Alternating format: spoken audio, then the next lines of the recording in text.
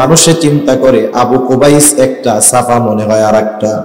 বিষয়টা এমন নয়, বরং সাফা পাহাড় হলো আবু কুবাইস পাহাড়ের একটা অংশ। নবীজি সাফা পাহাড়ের উপরে দাঁড়ায় গেলেন, মক্কাবাসীকে আহ্বান করলেন, কারণ এই পাহাড়ের এমন এক মর্যাদা ছিল। ওই আবু কুবাইস পাহাড়ের উপরে যদি কেউ দাঁড়াইয়া মানুষদের কাছে সাহায্য চাইত, ওই পাহাড়ের গুরুত্ব মক্কার মানুষের কাছে এমন ছিল, যেই হোক না কেন, পরিচিত হোক আর অপরিচিত হোক, ওই পাহাড়ের উপরে যখন কেউ দাঁড়াইতো, ওই ব্যক্তি যদি সাহায্য চাইতো, সকলেই তাকে সাহায্য করার জন্য ছুটে আসতো। এটা কেউ যদি ওই জায়গায় দাঁড়াইয়া সাহায্য চাইতো, মক্কার মানুষ দেখতো না লোকটাকে, বরং ওই পাহাড়ের সম্মানার্থে সবাই তাকে সাহায্য করতে ছুটে আসতো। এই দিন ওই পাহাড়ের উপরে দাঁড়ায়া মানুষদেরকে আহ্বান করেছে রহমাতুল লিল আলামিন। মুহাম্মদ ডাকছে, আজকে মক্কার সব মানুষ দলে দলে পাহাড়ের গোড়ায় ছুটে আসছে, চলো আজকে আমাদের আল আমিন আমাদের ডাকছে, কি বলবে শুইনা আসি। সব মানুষ পাহাড়ের গোড়ায় এসে হাজির। নবীজি এবার তাদেরকে বলতেছে, আমি যদি তোমাদেরকে এই কথা বলি, এই পাহাড়ের পাদদেশে পেছন দিকে অশ্বারোহী একদল সৈন্য তোমাদেরকে আক্রমণ করার জন্য অপেক্ষা করতেছে, তোমরা কি আমার কথা বিশ্বাস করবা নাকি? উপস্থিত সকলেই সমস্বরে একসাথে বলে, মুহাম্মদ, কেন বিশ্বাস করব না?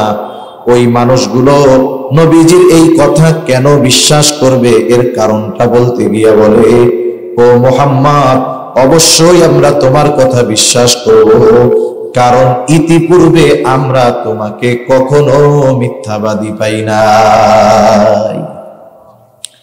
মক্কার মানুষ বলতেছে, 43 বছর বয়স নবীজি যখন সবাইরে দাওয়াত দিছে, ওরা বলতেছে যে আমরা তোমাকে কখনো মিথ্যাবাদী হিসাবে পাই নাই, তুমি জীবনে মিথ্যা কথা বলো নাই, তুমি আজকে মিথ্যা বলবা, এটা হইতে পারে?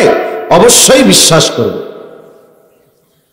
নবীজি সাল্লাল্লাহু আলাইহি ওয়াসাল্লাম যখন তাদেরকে বললেন, এক আল্লাহর ইবাদত করো, শিরিক থেকে বাঁচো, আল্লাহ তাআলা আমাকে নবুয়ত দিয়ে তোমাদের মধ্যে পাঠাইছে।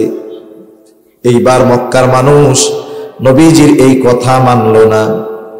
এইবার আবু জেহেল বলে, তাব্বাল্লাকা ইয়া মুহাম্মদ, আলি হাদা জামাতানা, তোমার হাত ধ্বংস হোক, তুমি কি আমাদেরকে এই জন্য এখানে জমা করছো? চিন্তা করেন, যেই মানুষগুলো নবীজিকে এত বিশ্বাস করে, ওই মানুষগুলো যখন নবীজির এই সত্য কথা অবিশ্বাস করলো, বলেন তো নবীজির কষ্ট লাগছে কি লাগে না? মনে করেন একটা সত্য কথা, আপনাকে কেউ একটা বিষয় অপবাদ দিয়েছে, বলছে যে আপনি এটা করছেন। অপবাদ মানে কি? যেটা করে নাই সেটার ব্যাপারে তাকে অভিযুক্ত করছে। এখন আপনি একজন লোক অপরিচিত, তাকে বলতেছেন যে ভাই আমি এটা করি নাই। ওই লোক আপনার কথা বিশ্বাস করে নাই, ও বলে যে তুমি করছো। এই বিষয়ের কারণে সামান্য কষ্ট লাগবে কি লাগবে না? লাগবে। কিন্তু আপনার ঘরের মানুষ, আপনার মা, আপনার বাবা, আপনার স্ত্রী, আপনার সন্তান, এরা যদি বলে, এদের কাছে যদি বলেন যে আমি এই কাজটা করি নাই, আপনার এই সত্য কথা যদি আপনার কাছের মানুষ বিশ্বাস না করে, বলেন তো কষ্ট বেশি লাগবে না কম লাগবে? নিঃসন্দেহে কষ্ট বেশি লাগবে। এই জন্য রাসূলুল্লাহ সাল্লাল্লাহু আলাইহি ওয়াসাল্লামের এই কথা যখন মক্কার মুশরিক মানুষেরা মেনে নেয় না, বরং উল্টা আরো তারা তাদের খারাপ প্রক্রিয়া দেখাইতেছে, প্রতিক্রিয়া দেখাইতেছে, নবীজি বড় কষ্ট পাইলেন। নবীজি খুব ভালো মতো জানে, এরা আমাকে যত বিশ্বাস করুক না কেন, যত ভালোবাসুক না কেন, এরা যদি ঈমান না আনে, তাহলে আল্লাহ তাআলার কাছে এদের নাজাত পাওয়ার কোনো উপায় নাই। সেই জন্য নবীজির তাদের জন্য অন্তরে ব্যথা। রাসূলুল্লাহ সাল্লাল্লাহু আলাইহি ওয়াসাল্লামের দাওয়াত যখন মক্কার মানুষ মেনে নেয় না, নবীজি দুইটা চিন্তা করতেছে। এক নাম্বার চিন্তা, না জানি আমি আমার এই দায়িত্ব যথাযথভাবে পালন করতে পারতেছি কিনা।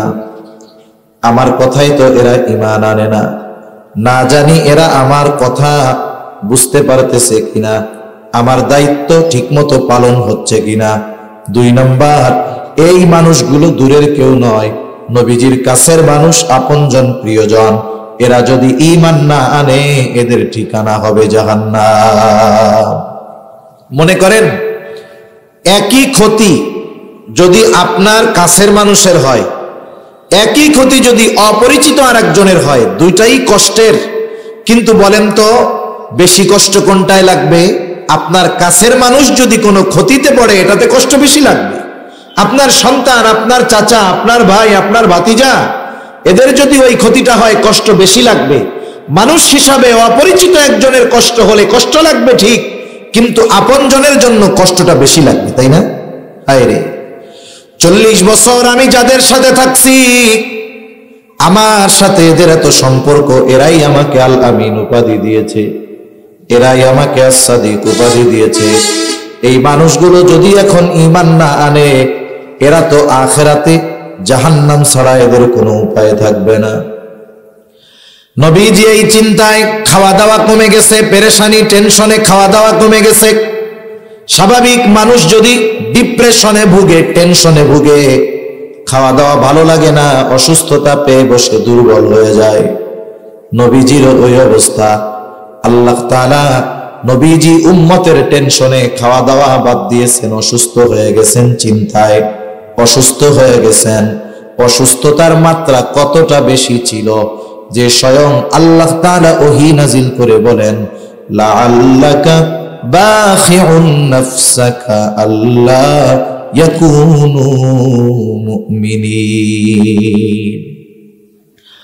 আল্লাহ রাব্বুল আলামিন বলেন, এরা আপনার কথা মানে না, লাআল্লাকা বাখিউন নাফসাকা আল্লা ইয়াকুনু মুমিনিন।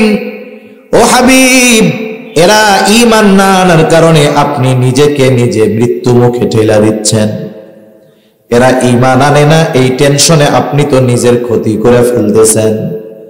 একটু চিন্তা করে দেখেন যে উম্মতের প্রতি কত দরদ, কত মায়া, কত মহব্বত থাকার কারণে ওই উম্মত যখন দ্বীনের পথে আসে না, ঈমান আনে না, নবীজি টেনশনে পড়ে যাইতেন, পেরেশান হইতেন। এটা শুধুমাত্র নবীজির তার উম্মতের মহব্বত আর ভালোবাসার কারণে। নবীজির উম্মতের প্রতি ভালোবাসা আর মহব্বতের কারণে। এটা বলি আমরা একটু বাড়ান, মহব্বত আর ভালোবাসার কারণে নবীর পরিস্থিতি এরকম হয়েছে। কেমন ভালোবাসতেন নবী তার উম্মতদের, কেমন ভালোবাসেন নবী আমাদের। বিষয়টা এমন নয় নবীর সামনে যেই উম্মত ছিল তাদেরকেই ভালোবাসতেন, বরং কিয়ামত পর্যন্ত যত মানুষ আসবে সব নবীজির উম্মত, কাফের হোক আর মুমিন হোক, সবাই নবীজিরই উম্মত। নবীজি কিয়ামত পর্যন্ত অনাগত সব উম্মতের মহব্বতের বহিঃপ্রকাশ নবীজি রেখে গেছেন। হাদিসের মধ্যে আসছে, নবীজি একদিন পথ চলতেছেন সাহাবায়ে কেরাম সাথে, হঠাৎ নবীজি বলেন, আমার ভাইদেরকে দেখতে মন চায়। সাহাবায়ে কেরাম জিজ্ঞাসা করে, ইয়া রাসূলুল্লাহ, আমরা কি আপনার ভাই নই? নবীজি বলেন, না, তোমরা হইলে আমার সাথী সাহাবী। সাহাবায়ে কেরাম বলে, তাহলে আপনার ভাই তারা আবার কারা? নবীজি বলেন, আমার পরে যারা আমাকে না দেখে আমার উপরে ঈমান আনবে তারা হলো আমার ভাই। রাসূলুল্লাহ সাল্লাল্লাহু আলাইহি ওয়াসাল্লাম সর্বদা উম্মতের চিন্তায় বিভোর থাকতেন। যখনই সুযোগ পাইতেন আল্লাহ তাআলার কাছে উম্মতের ব্যাপারে বলতেন। আব্দুল্লাহ ইবনে আমর ইবনুল আস রাদিয়াল্লাহু তাআলা আনহু থেকে বর্ণিত হাদিস, একদিন সাহাবায়ে কেরাম বসে আছে নবীর সাথে, হঠাৎ রাসূলুল্লাহ সাল্লাল্লাহু আলাইহি ওয়াসাল্লাম কোরআনুল কারীম থেকে একটা আয়াত তিলাওয়াত করলেন। তিনি বলেন, আন্নান নবী সাল্লাল্লাহু আলাইহি ওয়াসাল্লাম তাআলা মা কাওলাল্লাহি আযজা ওয়া জাল্লা ফি ইব্রাহিম আলাইহিস সালাম। রাসূলুল্লাহ সাল্লাল্লাহু আলাইহি ওয়াসাল্লাম তিলাওয়াত করলেন। মানুষে চিন্তা করে আবু কুবাইস একটা, সাফা মনে হয় আরেকটা। বিষয়টা এমন নয়, বরং সাফা পাহাড় হলো আবু কুবাইস পাহাড়ের একটা অংশ। নবীজি সাফা পাহাড়ের উপরে দাঁড়ায় গেলেন, মক্কাবাসীকে আহ্বান করলেন। কারণ এই পাহাড়ের এমন এক মর্যাদা ছিল, ওই আবু কুবাইস পাহাড়ের উপরে যদি কেউ দাঁড়াইয়া মানুষদের কাছে সাহায্য চাইত, ওই পাহাড়ের গুরুত্ব মক্কার মানুষের কাছে এমন ছিল, যেই হোক না কেন, পরিচিত হোক আর অপরিচিত হোক, ওই পাহাড়ের উপরে যখন কেউ দাঁড়াইতো, ওই ব্যক্তি যদি সাহায্য চাইতো, সকলেই তাকে সাহায্য করার জন্য ছুটে আসতো। এটা কি চলে এই জায়গায়? জেনারেটর এত আওয়াজ কেন? আপনাদের জেনারেটর?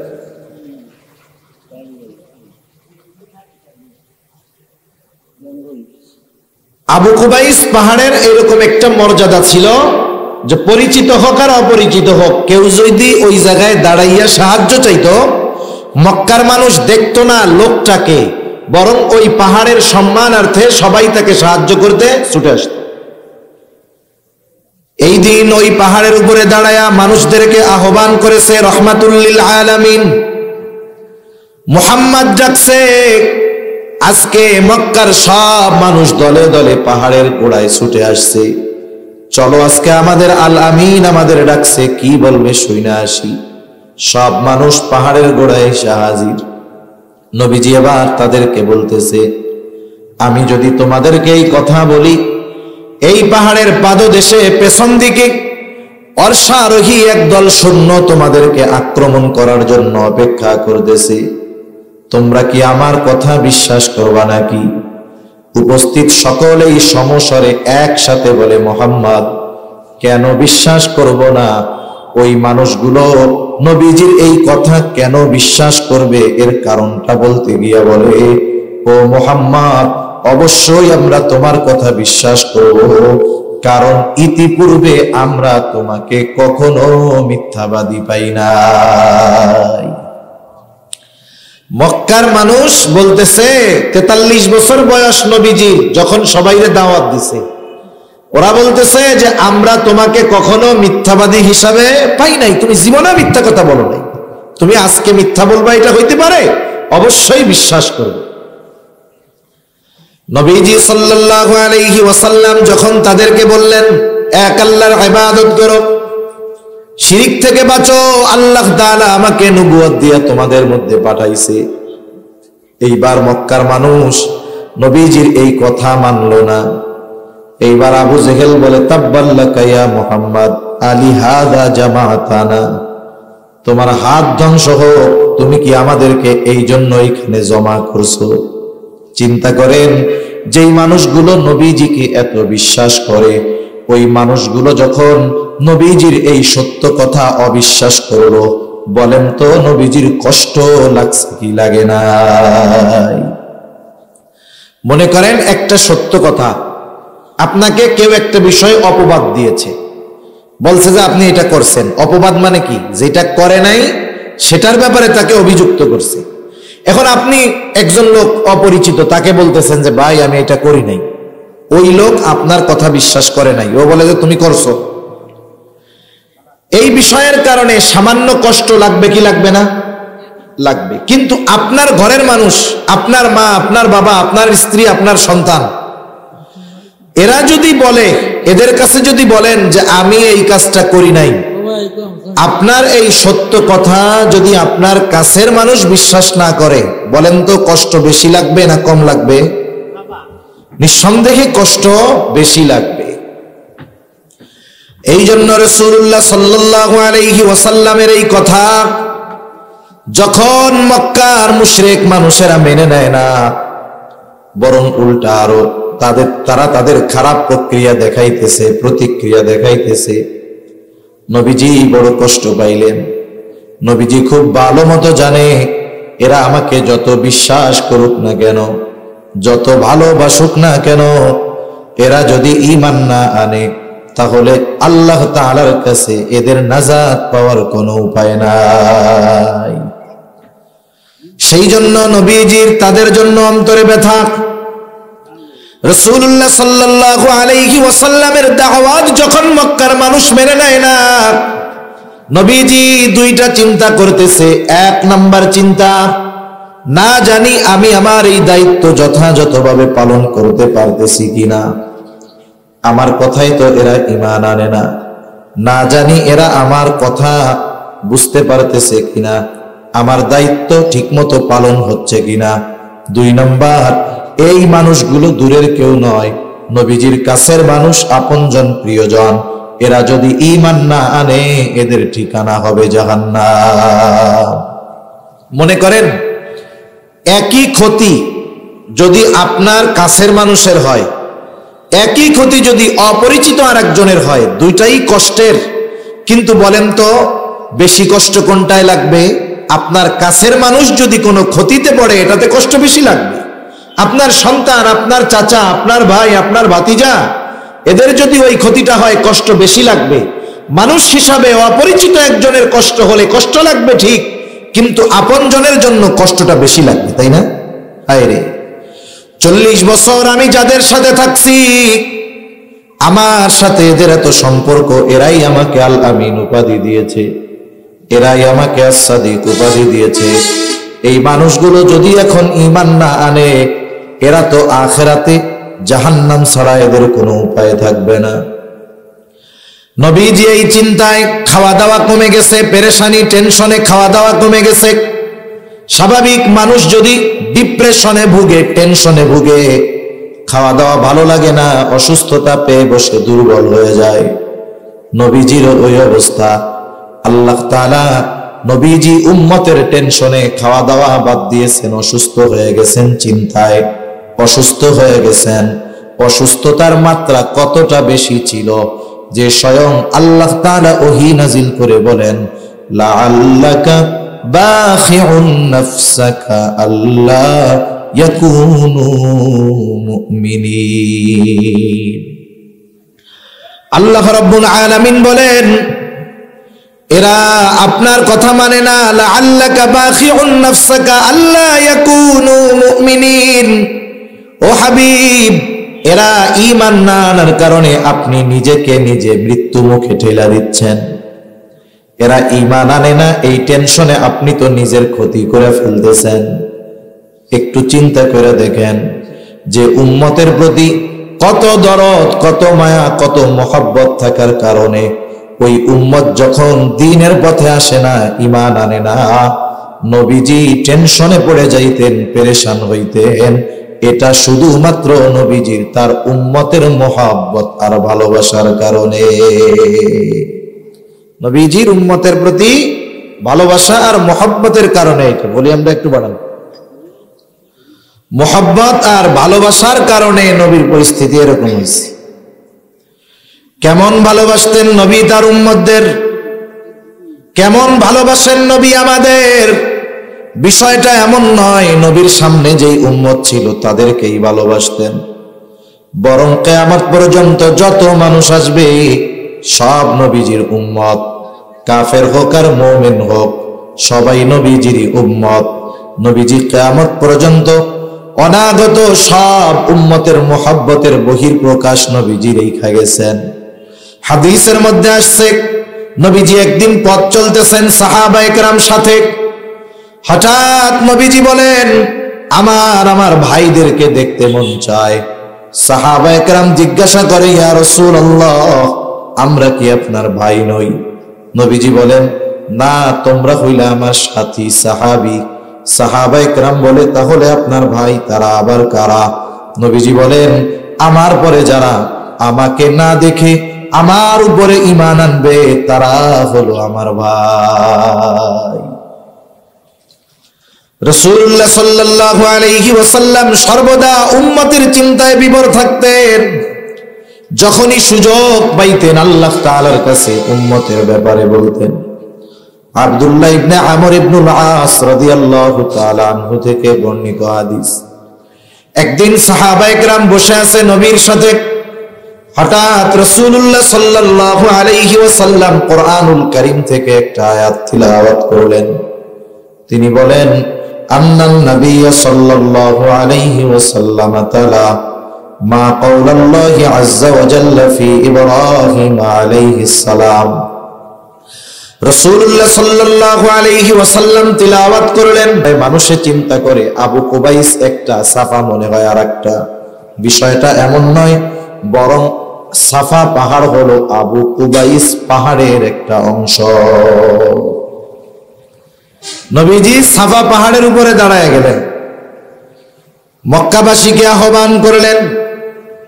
কারণ এই পাহাড়ের এমন এক মর্যাদা ছিল, ওই আবু কুবাইস পাহাড়ের উপরে যদি কেউ দাঁড়াইয়া মানুষদের কাছে সাহায্য চাইত, ওই পাহাড়ের গুরুত্ব মক্কার মানুষের কাছে এমন ছিল, যেই হোক না কেন, পরিচিত হোক আর অপরিচিত হোক, ওই পাহাড়ের উপরে যখন কেউ দাঁড়াইতো, ওই ব্যক্তি যদি সাহায্য চাইতো, সকলেই তাকে সাহায্য করার জন্য ছুটে আসতো।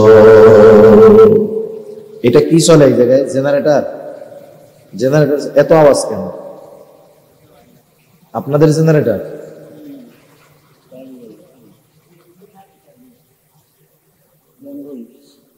আবু কুবাইস পাহাড়ের এরকম একটা মর্যাদা ছিল যে পরিচিত হোক আর অপরিচিত হোক, কেউ যদি ওই জায়গায় দাঁড়াইয়া সাহায্য চাইতো, মক্কার মানুষ দেখতো না লোকটাকে, বরং ওই পাহাড়ের সম্মানার্থে সবাই তাকে সাহায্য করতে ছুটে আসত। এই দিন ওই পাহাড়ের উপরে দাঁড়ায়া মানুষদেরকে আহ্বান করেছে রহমাতুল লিল আলামিন। মুহাম্মদ ডাকছে, আজকে মক্কার সব মানুষ দলে দলে পাহাড়ের গোড়ায় ছুটে আসছে। চলো আজকে আমাদের আল আমিন আমাদের ডাকছে, কি বলবে শুইনা আসি। সব মানুষ পাহাড়ের গোড়ায় এসে হাজির।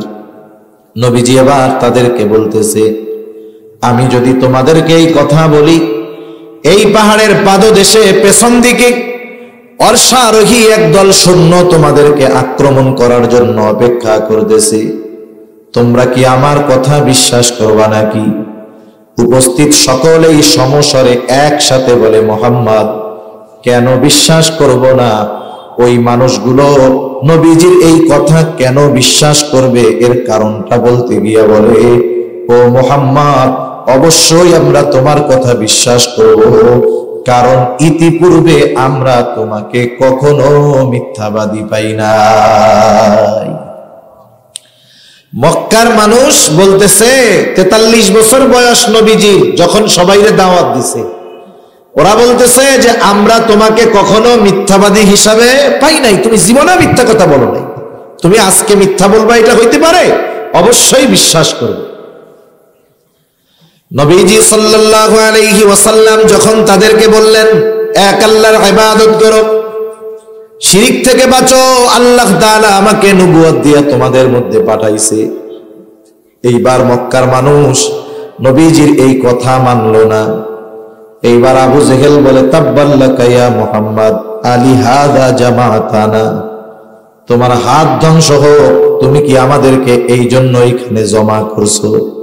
চিন্তা করেন, যেই মানুষগুলো নবীজিকে এত বিশ্বাস করে, ওই মানুষগুলো যখন নবীজির এই সত্য কথা অবিশ্বাস করলো, বলেন তো নবীজির কষ্ট লাগছে কি লাগে না? মনে করেন একটা সত্য কথা, আপনাকে কেউ একটা বিষয় অপবাদ দিয়েছে, বলছে যে আপনি এটা করছেন। অপবাদ মানে কি? যেটা করে নাই সেটার ব্যাপারে তাকে অভিযুক্ত করছে।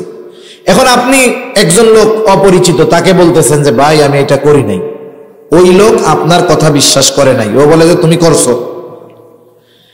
এই বিষয়ের কারণে সামান্য কষ্ট লাগবে কি লাগবে না? লাগবে। কিন্তু আপনার ঘরের মানুষ, আপনার মা, আপনার বাবা, আপনার স্ত্রী, আপনার সন্তান, এরা যদি বলে, এদের কাছে যদি বলেন যে আমি এই কাজটা করি নাই, আপনার এই সত্য কথা যদি আপনার কাছের মানুষ বিশ্বাস না করে, বলেন তো কষ্ট বেশি লাগবে না কম লাগবে? নিঃসন্দেহে কষ্ট বেশি লাগবে। এই জন্য রাসূলুল্লাহ সাল্লাল্লাহু আলাইহি ওয়াসাল্লামের এই কথা যখন মক্কার মুশরিক মানুষেরা মেনে নেয় না, বরং উল্টা আরো তারা তাদের খারাপ প্রক্রিয়া দেখাইতেছে, প্রতিক্রিয়া দেখাইতেছে। নবীজি বড় কষ্ট পাইলেন। নবীজি খুব ভালো মতো জানে এরা আমাকে যত বিশ্বাস করুক না কেন, যত ভালোবাসুক না কেন, এরা যদি ঈমান না আনে তাহলে আল্লাহ তাআলার কাছে এদের নাজাত পাওয়ার কোনো উপায় নাই। সেই জন্য নবীজির তাদের জন্য অন্তরে ব্যথা। রাসূলুল্লাহ সাল্লাল্লাহু আলাইহি ওয়াসাল্লামের দাওয়াত যখন মক্কার মানুষ মেনে নেয় না, নবীজি দুইটা চিন্তা করতেছে। এক নাম্বার চিন্তা, না জানি আমি আমার এই দায়িত্ব যথাযথভাবে পালন করতে পারতেছি কিনা, আমার কথাই তো এরা ঈমান আনে না, না জানি এরা আমার কথা বুঝতে পারতেছে কিনা, আমার দায়িত্ব ঠিকমতো পালন হচ্ছে কিনা। দুই নাম্বার, এই মানুষগুলো দূরের কেউ নয়, নবীজির কাছের মানুষ, আপনজন, প্রিয়জন। এরা যদি ঈমান না আনে এদের ঠিকানা হবে জাহান্নাম। মনে করেন একই ক্ষতি যদি আপনার কাছের মানুষের হয়, একই ক্ষতি যদি অপরিচিত আরেকজনের হয়, দুইটাই কষ্টের। কিন্তু বলেন তো বেশি কষ্ট কোনটায় লাগবে? আপনার কাছের মানুষ যদি কোনো ক্ষতিতে পড়ে এটাতে কষ্ট বেশি লাগবে। আপনার সন্তান, আপনার চাচা, আপনার ভাই, আপনার ভাতিজা, এদের যদি ওই ক্ষতিটা হয় কষ্ট বেশি লাগবে। মানুষ হিসাবে অপরিচিত একজনের কষ্ট হলে কষ্ট লাগবে ঠিক, কিন্তু আপনজনের জন্য কষ্টটা বেশি লাগবে, তাই না? আরে 40 বছর আমি যাদের সাথে থাকছি, আমার সাথে এদের এত সম্পর্ক, এরাই আমাকে আল আমিন উপাধি দিয়েছে, এরাই আমাকে as-সাদিক উপাধি দিয়েছে। এই মানুষগুলো যদি এখন ঈমান না আনে, এরা তো আখিরাতে জাহান্নাম ছাড়া এদের কোনো উপায় থাকবে না। নবীজি এই চিন্তায়, খাওয়া দাওয়া কমে গেছে, পেরেশানি টেনশনে খাওয়া দাওয়া কমে গেছে। স্বাভাবিক মানুষ যদি ডিপ্রেশনে ভুগে, টেনশনে ভুগে, খাওয়া দাওয়া ভালো লাগে না, অসুস্থতা পেয়ে বসে দুর্বল হয়ে যায়। নবীজির ওই অবস্থা। আল্লাহ তাআলা নবীজি উম্মতের টেনশনে খাওয়া দাওয়া বাদ দিয়েছেন, অসুস্থ হয়ে গেছেন, চিন্তায় অসুস্থ হয়ে গেছেন। অসুস্থতার মাত্রা কতটা বেশি ছিল যে স্বয়ং আল্লাহ তাআলা ওহী নাজিল করে বলেন, লাআল্লাকা বাখিউন নাফসাকা আল্লা ইয়াকুনু মুমিনিন। আল্লাহ রাব্বুল আলামিন বলেন, এরা আপনার কথা মানে না, লাআল্লাকা বাখিউন নাফসাকা আল্লা ইয়াকুনু মুমিনিন। ও হাবিব, এরা ঈমান না আনার কারণে আপনি নিজেকে নিজে মৃত্যু মুখে ঠেলা দিচ্ছেন। এরা ঈমান আনে না, এই টেনশনে আপনি তো নিজের ক্ষতি করে ফেলতেছেন। একটু চিন্তা করে দেখেন যে উম্মতের প্রতি কত দরদ, কত মায়া, কত মহব্বত থাকার কারণে ওই উম্মত যখন দ্বীনের পথে আসে না, ঈমান আনে না, নবীজি টেনশনে পড়ে যাইতেন, পেরেশান হইতেন। এটা শুধুমাত্র নবীজির তার উম্মতের মহব্বত আর ভালোবাসার কারণে। নবীজির উম্মতের প্রতি ভালোবাসা আর মহব্বতের কারণে। এটা বলি আমরা একটু বাড়ান। মহব্বত আর ভালোবাসার কারণে নবীর পরিস্থিতি এরকম হয়েছে। কেমন ভালোবাসতেন নবী তার উম্মতদের, কেমন ভালোবাসেন নবী আমাদের। বিষয়টা এমন নয় নবীর সামনে যেই উম্মত ছিল তাদেরকেই ভালোবাসতেন, বরং কিয়ামত পর্যন্ত যত মানুষ আসবে সব নবীজির উম্মত, কাফের হোক আর মুমিন হোক, সবাই নবীজিরই উম্মত। নবীজি কিয়ামত পর্যন্ত অনাগত সব উম্মতের মহব্বতের বহিঃপ্রকাশ নবীজি রেখে গেছেন। হাদিসের মধ্যে আসছে, নবীজি একদিন পথ চলতেছেন সাহাবায়ে কেরাম সাথে, হঠাৎ নবীজি বলেন, আমার ভাইদেরকে দেখতে মন চায়। সাহাবায়ে কেরাম জিজ্ঞাসা করে, ইয়া রাসূলুল্লাহ, আমরা কি আপনার ভাই নই? নবীজি বলেন, না, তোমরা হইলে আমার সাথী সাহাবী। সাহাবায়ে কেরাম বলে, তাহলে আপনার ভাই তারা আবার কারা? নবীজি বলেন, আমার পরে যারা আমাকে না দেখে আমার উপরে ঈমান আনবে তারা হলো আমার ভাই। রাসূলুল্লাহ সাল্লাল্লাহু আলাইহি ওয়াসাল্লাম সর্বদা উম্মতের চিন্তায় বিভোর থাকতেন। যখনই সুযোগ পাইতেন আল্লাহ তাআলার কাছে উম্মতের ব্যাপারে বলতেন। আব্দুল্লাহ ইবনে আমর ইবনুল আস রাদিয়াল্লাহু তাআলা আনহু থেকে বর্ণিত হাদিস, একদিন সাহাবায়ে কেরাম বসে আছে নবীর সাথে, হঠাৎ রাসূলুল্লাহ সাল্লাল্লাহু আলাইহি ওয়াসাল্লাম কোরআনুল কারীম থেকে একটা আয়াত তিলাওয়াত করলেন। তিনি বলেন, আন্নান নবী সাল্লাল্লাহু আলাইহি ওয়াসাল্লাম তাআলা মা কাওলাল্লাহি আযজা ওয়া জাল্লা ফি ইব্রাহিম আলাইহিস সালাম। রাসূলুল্লাহ সাল্লাল্লাহু আলাইহি ওয়াসাল্লাম তিলাওয়াত করলেন, আল্লাহ তাআলা ইব্রাহিম আলাইহিস সালামের ব্যাপারে নাজিল করেছেন। কি নাজিল করেছেন? আল্লাহ পয়গম্বর ইব্রাহিম আলাইহিস সালাম তার গুনাহগার উম্মতের ব্যাপারে আল্লাহর কাছে দোয়া করতেছে। কি দোয়া করছে? আল্লাহ তাআলা কোরআনুল কারীমের 13তম পারায় সূরা ইব্রাহিমের মধ্যে সেই দোয়া জানায় দিয়েছে। ইব্রাহিম আলাইহিস সালাম দোয়া করতেছে, রব্বি ইন্নাহুন্না আযলালনা কাসীরাম মিনান নাস ফামান তাবিআনি ফাইন্নাহু মিন্নি ওয়া মান আসানি ফাইন্নাকা গফুরুর রহিম। ইব্রাহিম আলাইহিস সালাম আল্লাহ তাআলার কাছে বলতেছে, ও আমার রব, এই মূর্তিগুলা, এই প্রতিমাগুলো অধিকাংশ মানুষকে পথভ্রষ্ট করে ফেলেছে, পথচ্যুত করে ফেলেছে। ফামান তাবিআনি ফাইন্নাহু মিন্নি, যারা মূর্তি পূজা বাদ দিয়া আমার কথা মেনে আমার অনুসরণ করেছে তারা তো আমার দলভুক্ত। তবে যারা আমার আনুগত্য করে নাই, মূর্তি পূজা বাদ দেয় নাই, আমার আনুগত্য করে নাই, কেমন যেন পয়গম্বর ইব্রাহিম আলাইহিস সালাম বলেন, আল্লাহ এরাও তো আমার উম্মত। উনি ওই গুনাহগার উম্মতের ব্যাপারে কেমন যেন বলেন, আল্লাহ আপনি আমার গুনাহগার উম্মত গুলারেও মাফ করে দেন। কেন? ফাইন্নাকা গফুরুর রহিম ওয়া মান আসানি ফাইন্নাকা গফুরুর রহিম। আর যারা আমার নাফরমানি করেছে আপনি তো গফুর, আপনি তো রহিম। আয় আল্লাহ, আপনি চাইলে আমার ওই গুনাহগার উম্মত গুলারেও মাফ করে দিতে পারে। وقال عيسى عليه السلام إن تعذبهم فإنهم عبادك।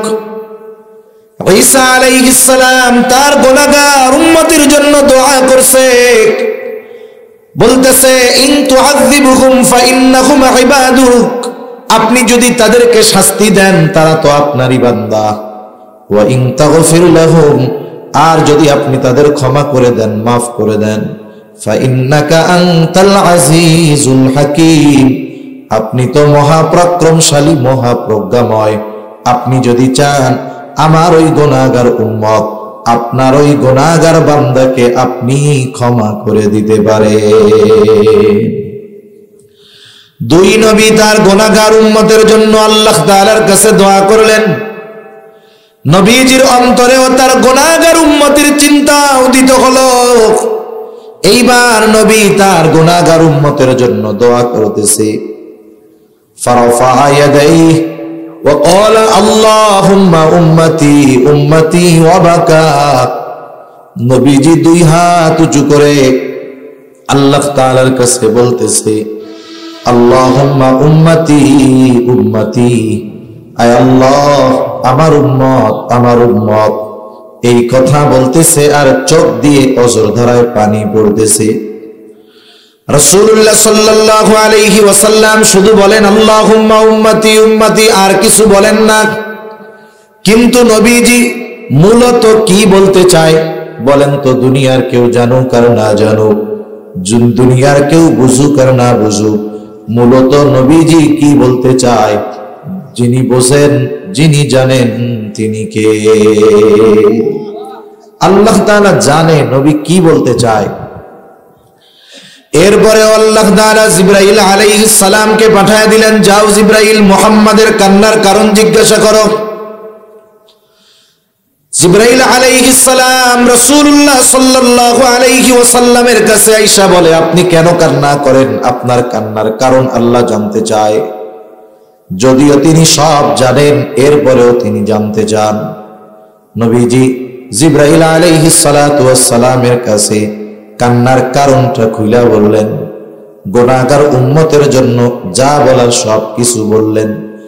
জিবরাইল আলাইহিস সালাম আল্লাহ তাআলার কাছে গিয়ে আমার আপনার নবীজির কান্নার কারণ জানায়া বললেন। ওনার কান্নার কারণ হইল ওনার গুনাহগার উম্মতের জন্য ক্ষমা মাগফিরাত। আল্লাহ তাআলা জিবরাইল আলাইহিস সালামকে বললেন, যাও মুহাম্মদকে গিয়ে জানায়া দাও, আমি অচিরেই তাকে তার উম্মতের ব্যাপারে সন্তুষ্ট করব, আমি তাকে তার উম্মতের ব্যাপারে অসন্তুষ্ট করব না। রাসূলুল্লাহ সাল্লাল্লাহু আলাইহি ওয়াসাল্লাম উম্মতের ব্যাপারে এমন চিন্তিত ছিলেন, উম্মতের দ্বারা কষ্ট পাইলেও উম্মতের জন্য বরদোয়া করেন নাই। তায়েফে যখন নবীজি গেছেন, তায়েফের মানুষ নবীজির উপরে কত জুলুম, কত অত্যাচার, পাথর মারতে মারতে নবীজির গোটা দেহ তারা রক্তাক্ত করে ফেলেছে। পাথরের আঘাতে নবীজির পবিত্র দেহ মোবারক ক্ষত বিক্ষত হয়ে গেছে, ক্ষত হয়ে গেছে, জায়গায় গর্ত হয়ে গেছে, রক্ত বের হয়েছে। আয়েশা সিদ্দিকা রাদিয়াল্লাহু তাআলা আনহা একদিন নবীজিকে বলতেছে, ইয়া রাসূলুল্লাহ, আপনার গায়ে এইগুলো কিসের দাগ? আপনার কি কখনো বসন্ত হয়েছিল নাকি? নবীজি বলেন, না আয়েশা, আমার কখনো বসন্ত হয় নাই। তাইলে এই দাগগুলো কিসের? নবীজি বললেন, আয়েশা, আমি যখন তায়েফে দ্বীনের দাওয়াত নিয়ে গিয়েছিলাম, তায়েফের মানুষ বুঝে নাই, তারা আমাকে যেই পাথর নিক্ষেপ করেছিল এইগুলো হলো তাদের নিক্ষিপ্ত পাথরের আঘাতের দাগ। এত পরিমাণ রক্ত নবীজির গা বেয়ে বেয়ে পড়ছে, গায়ের পোশাক পুরো ভিজে গেছে, রক্তে রঞ্জিত হয়ে গেছে, গা বেয়ে বেয়ে রক্ত পড়ে জুতার মধ্যে গেছে, রক্ত শুকায়া জুতা পায়ের সাথে লেগে গেছে। সারাদিন নবী দ্বীনের দাওয়াত দিয়েছেন, শুধু এক কথা বলো, লা ইলাহা ইল্লাল্লাহ তুফলিহু, তোমরা সফল হয়ে যাইবা। কিন্তু মানুষেরা বুঝে নাই, পাথর দিয়ে আঘাত করেছে, নবীজি রক্তাক্ত। পরন্ত বিকালে নবীজি এক আঙ্গুর বাগানের পাশে গিয়ে বিশ্রাম নেন। ইতিমধ্যে জিবরাইল আলাইহিস সালাম হাজির, এসে সালাম দিয়ে বলে, ইয়া রাসূলুল্লাহ, এই সম্প্রদায় আপনার সাথে কেমন আচরণ করছে আল্লাহ তাআলা সব দেখেছেন। আজকে আমি একা আসি নাই, আমার সাথে নতুন একজন ফেরেশতাকে পাঠানো হয়েছে, যে ইতিপূর্বে কখনো আপনার নিকটে আসে নাই। নবীজি বলেন, এইবার ওই ফেরেশতা আসলো। আয়েশা সালাম দিয়া বলে, ইয়া রাসূলুল্লাহ, এই কওম আপনার সাথে কেমন আচরণ করেছে আপনার মালিক সব দেখেছেন, তিনি জানেন। আমি পাহাড়ের দায়িত্বে নিয়োজিত ফেরেশতা, আল্লাহ তাআলা আমাকে আপনার নির্দেশ পালনের জন্য পাঠিয়েছেন। ইয়া রাসূলুল্লাহ, আপনি যদি আমাকে নির্দেশ দেন, দুই পাহাড় দিয়ে তায়েফবাসীকে পিষে দেওয়া হবে। একেবারে অবস্থা এমন হবে, এই জায়গায় যে একটা জনবসতি ছিল এর কোনো অস্তিত্ব থাকবে না। চিন্তা করেন নবীজি কেমন ছিলেন, কারণ নবী তো প্রতিশোধ পরায়ণ ছিলেন না, নবী ছিলেন ক্ষমার আধার। এই জন্য নবীজিকে যদি কোনো কাফের কষ্ট দিত, নবীজি মাফ চাইলে মাফ করে দিতেন। নবীজির কাছে যখন আয়েশা বলতেছে, বলেন আপনি বললেই দুই পাহাড় দিয়ে পিষে এদেরকে নিশ্চিহ্ন করে দিব। এই কথার জবাবে নবীজি বললেন, বাল আরজু আন ইয়াখরুজাল্লাহু মিন আসলাবিহিম মান ইয়াবুদুল্লাহ ওয়াহদাহু ওয়া লা ইউশরিকু বিহি শাইআ।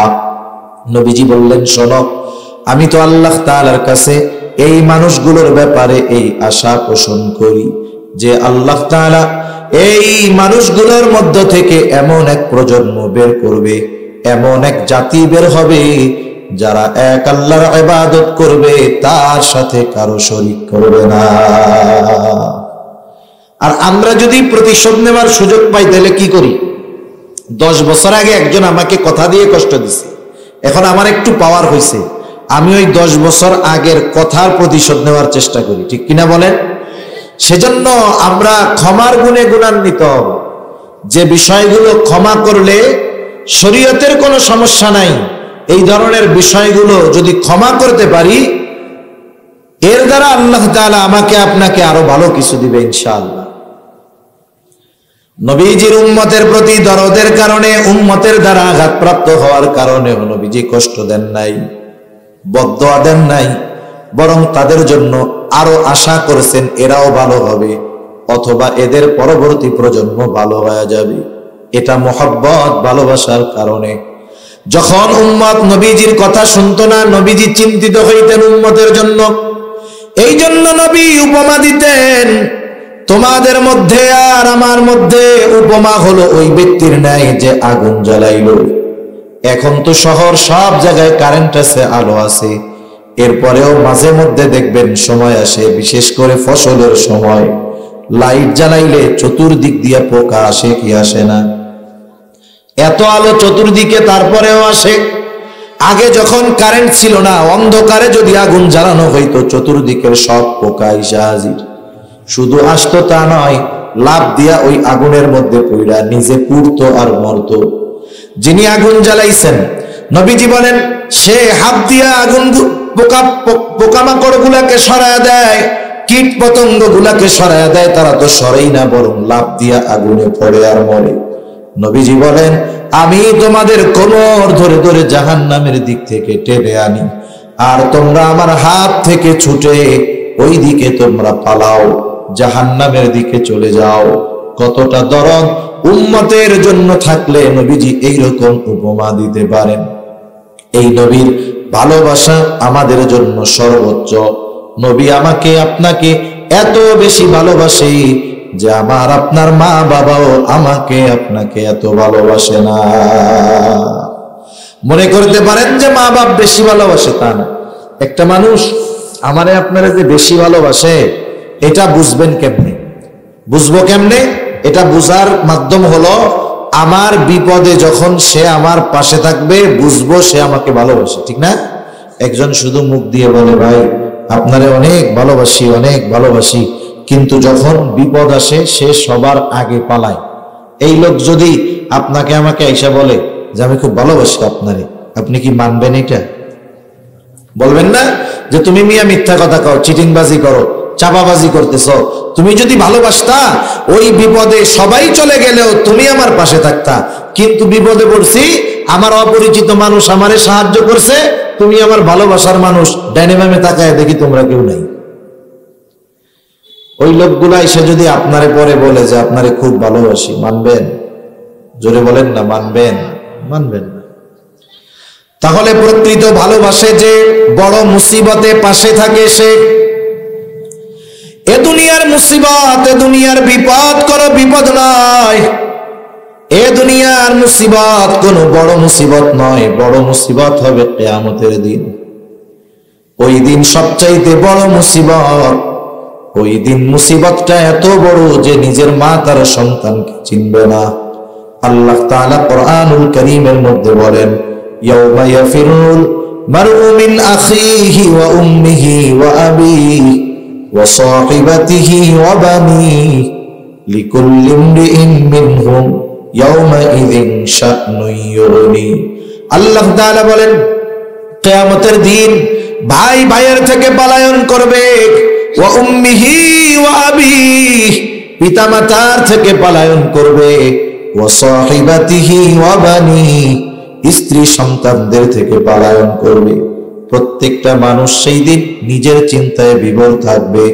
আজকে যেই মা সন্তানের জন্য জীবন দিতে প্রস্তুত, কিয়ামতের দিন ওই মা তার সন্তানের পরিচয় দিবে না।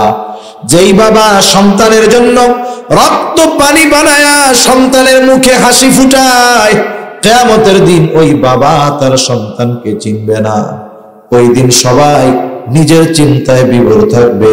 প্রত্যেকটা মানুষ চিন্তিত থাকবে, নাফসি নাফসি করতে থাকবে। ওই দিন আমার আপনার নবীজিও চিন্তিত থাকবে, তবে নিজের জন্য নয়, বরং তার উম্মতের জন্য নবী পেরেশান থাকবে। তাহলে আমার একটু বলেন তো, কিয়ামতের দিন আমার মা আমাকে চিনবে না, বিপদে পড়লে পরিচয় দিবে না, কিন্তু সেই দিন পয়গম্বর আমাকে আপনাকে ভুলবে না। এবার একটু জবাব দেন, বলেন তো আমার মা আমাকে বেশি ভালোবাসে নাকি নবীজি বেশি ভালোবাসে? কত বেশি ভালোবাসে নবী? নবীজি কিয়ামতের দিন এক জায়গায় স্থির থাকবেন না। একবার নবীজি দৌড়ায় যাবেন হাউজে কাউসারের কাছে, না জানি কোন উম্মত পানি পান থেকে মাহরুম হয়ে যায়। আরেকবার নবী দৌড়ায় যাবেন পুলসিরাতের কাছে, না জানি কোন উম্মত পুল পাড়ি দিতে ব্যর্থ হয়ে যায়। আরেকবার নবীজি দৌড়ায় চলে যাবেন মিজানের কাছে, না জানি কোন উম্মত ওজনে ধরা পড়ে যায়। আরেকবার নবী চলে যাবেন জাহান্নামের কাছে, না জানি কোন উম্মতকে জাহান্নামে দিয়ে দেওয়া হয়। আবার নবী দৌড়ায় যাবেন আল্লাহ তাআলার কুদরতি কদমে, সেজদা করে লুটায় পড়বেন সেজদায়, উম্মতের জন্য সুপারিশ করবেন নবী। সব নবী জান্নাত অভিমুখে রওনা হয়ে যাবে, জান্নাতের দরজায় পৌঁছায়া যাবে, কিন্তু জান্নাতের দরজা বন্ধ। জিজ্ঞাসা করা হবে জান্নাতের দরজা খোলো না কেন? জান্নাতের পাহারাদার ফেরেশতাদের পক্ষ থেকে জবাব আসবে, যিনি আসলে খোলা হবে তিনি আসেন নাই। তিনি কে? তিনি কোথায় আছেন? জবাবে বলা হবে তিনি হলেন মুহাম্মাদুর রাসূলুল্লাহ। উম্মতের চিন্তায় হাসরের ময়দানে তিনি উম্মতের নাজাতের চিন্তায় দৌড়াদৌড়ি করেন। নবীজি ততক্ষণ পর্যন্ত নিজে জান্নাতে প্রবেশ করবে না যতক্ষণ না তার ওই উম্মত যার যারা পরিমাণ ঈমান আছে তার ব্যাপারেও যতক্ষণ আল্লাহ তাআলার কাছ থেকে ক্ষমার ঘোষণা না পাবে, নবী নিজে জান্নাতে প্রবেশ করবে না। এখন বলেন, আমার আপনার মা বাবা আমাকে আপনাকে বেশি ভালোবাসে নাকি নবী বেশি ভালোবাসে? যেই নবী এত ভালোবাসে সেই নবীর জন্য যদি জীবন দিতে হয়, জীবন দিতে প্রস্তুত আছি আমরা। যেই নবী এত ভালোবাসে সেই নবীর জন্য আমরা জীবন দিতে প্রস্তুত। সেই নবীর জন্য যা বলা হয় আমরা তাই করার জন্য প্রস্তুত। আফসোসের বিষয় হলো, বাস্তবতা হলো আমাদের এই ভালোবাসা অধিকাংশ মুখে, কিন্তু বাস্তবে এই ভালোবাসার প্রমাণ আমরা দিতে পারি না। কিন্তু দুনিয়ায় যদি নবীকে ভালো না বাসতে পারি তাহলে তো আমার ঈমানই কামেল হবে না। কিছু ভালোবাসা আছে সম্পর্কের সাথে সম্পৃক্ত, সম্পর্কের কারণে ভালোবাসা। এই ভালোবাসা কখনো কারণে বাড়ে কারণে কমে। আপনি আপনার সন্তানকে ভালোবাসেন বেশি কেন? সে আপনার সন্তান। বলেন তো, এই সন্তান যদি ভালো হয়, দ্বীনের উপরে চলে, ভালোবাসা বাড়বে নাকি কমবে? কিন্তু সন্তান যদি বদ্দিন হয়, ভালোবাসা বাড়বে না কমবে? দ্বীনের কারণে সন্তান দুশমনও হতে পারে, দ্বীনের কারণে শত্রু ও বন্ধু হতে পারে, দ্বীনের কারণে বাবা দুশমন হতে পারে, দ্বীনের কারণে ভাই দুশমন হতে পারে, ভালোবাসা তার থেকে দূর হতে পারে। কিন্তু নবীর প্রতি উম্মতের ভালোবাসা কমার কোনো সুযোগ নাই, বরং নবীর প্রতি উম্মতের ভালোবাসা শুধু বাড়বে আর বাড়বে। নবীর প্রতি যার ভালোবাসা যত বাড়বে তার ঈমান তত মজবুত হবে। কারণ নবীর প্রতি উম্মতের ভালোবাসা এটা ঈমানের সাথে সম্পৃক্ত বিষয়। এই জন্য নবীকে যদি ভালোবাসতে হয়, কেমনে ভালোবাসবো? আমার আপনার বানানো পদ্ধতিতে ভালোবাসলে হবে না। যেই নবী আমাকে আপনাকে এত ভালোবাসেন, ওই নবী তাকে ভালোবাসার পদ্ধতি নিজেই আমাদের জানায়া দিয়ে গেছে। রাসূলুল্লাহ সাল্লাল্লাহু আলাইহি ওয়াসাল্লামকে ভালোবাসার পদ্ধতি রাসূল নিজেই জানায়া দিয়ে গেছেন। কারণ নবীজি জানেন, আমি যখন এই দুনিয়ায় থাকবো না, আমার অনেক উম্মত আমাকে ভালোবাসতে চাইবে। কেমনে ভালোবাসবে? আরে আমরা তো নবীকে সামনে পাই নাই, আবু বকর নবীকে সামনে পাইছি। নবীর ভালোবাসার প্রমাণ দিতে গিয়ে আবু বকর নিজের ঘরের সব সম্পদ না নবীর সামনে রাখছে। আমরা তো নবীকে সামনে পাই নাই। হযরতে তালহা নবীজিকে সামনে পেয়েছে। উহুদের ময়দানে নবীজি যখন গর্তের মধ্যে পড়ে গেছেন, নবীজি মাথা উঠায়া যুদ্ধের অবস্থা একটু দেখতে যায়, আর মাথার উপর দিয়ে তীর বর্ষা বৃষ্টির মতো যায়। তালহা তো নবীজিকে সামনে পাইছে, নবীজির ভালোবাসার প্রমাণ দিতে গিয়ে নবীজির সামনে নিজের বুকটাকে কাফেরদের তীর বর্ষার সামনে ঢাল বানায়া দিছি। আমরা নবীজিকে ভালোবাসবো, কেমনে ভালোবাসবো? এই জন্য নবী আমাদেরকে তাকে ভালোবাসার পদ্ধতি নবী নিজেই জানায়া দিয়ে গেছে। নবীকে ভালোবাসার পদ্ধতি কি? নবীজি বলেন, মান আহাব্বা সুন্নতি ফাকাদ আহাব্বানি ওয়া মান আহাব্বানি কানা মাই ফিল জান্নাহ। নবীজি বলেন, যে আমার সুন্নতকে ভালোবাসলো সে আমি নবীকে ভালোবাসলো, আর আমি নবীকে যে ভালোবাসবে আমি নবীর সাথে সে জান্নাতে অবস্থান করবে। নবীর সাথে জান্নাতে থাকা যায় যদি নবীর সুন্নতকে মোহাব্বত করা যায়। নবীর সাথে জান্নাতে থাকা যায় যদি নবীর সুন্নতকে মোহাব্বত করা যায়। জান্নাতে যদি নবীর সাথে থাকতে হয় তো জান্নাতে যাওয়া লাগবে। জান্নাতে যাওয়ার পদ্ধতিও নবী বলেন, কুল্লু উম্মতি ইয়াদখুলুনাল জান্নাতা ইল্লা মান আবা। নবীজি বলেন, আমার সব উম্মত জান্নাতে প্রবেশ করবে, আবা উম্মত ছাড়া। জিজ্ঞাসা করা হলো, ইয়া রাসূলুল্লাহ, আবা উম্মত কারা? নবীজি বললেন, মান আতাআনি দাখালাল জান্নাহ ওয়া মান আসানি ফাকাদ আবা। নবীজি বলেন, যারা আমার আনুগত্য করবে তারা জান্নাতে প্রবেশ করবে, যারা আমার আনুগত্য করবে না এরা আবা উম্মত, এরা জাহান্নামে যাবে। তাহলে দুই হাদিসের সমন্বয় কি হয়? নবী বলেন, আমার সুন্নাতকে মোহাব্বত করে যারা অনুসরণ করবে তারা জান্নাতে যাবে না, শুধু আমার সাথে জান্নাতে থাকবে। সুবহানাল্লাহ। নবীর সাথে জান্নাতে থাকতে পারা এর চাইতে সৌভাগ্যের আর কিছুই হতে পারে না। নবীর সাথে জান্নাতে থাকতে পারার সুসংবাদ, এটা ছিল সাহাবায়ে কেরামের কাছে সবচাইতে আনন্দের সুসংবাদ। হযরত আনাস রাদিয়াল্লাহু তাআলা আনহু থেকে বর্ণিত হাদিস, তিনি বলেন, একদিন একজন গ্রাম্য সাহাবী নবীজির কাছে আসছে। গ্রামের সহজ সরল মানুষ বোঝে না। নবীজিকে আয়েশা প্রশ্ন করতেছে, ইয়া রাসূলুল্লাহ মাতাস সাআ, কিয়ামত কখন হবে? নবীজিকে জিজ্ঞাসা করতেছে, কিয়ামত কখন হবে?